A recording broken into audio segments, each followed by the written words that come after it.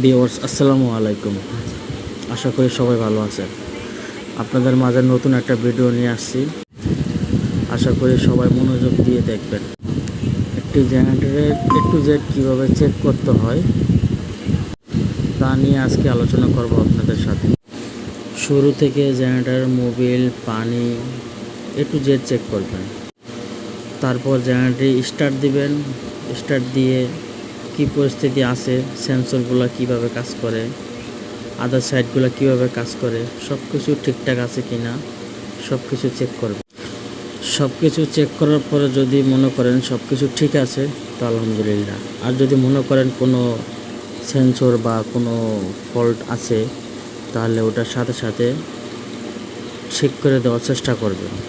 যদি কোনো মালামাল লাগে তাহলে সেক্ষেত্রে পরবর্তীতে স্টেপে কাজ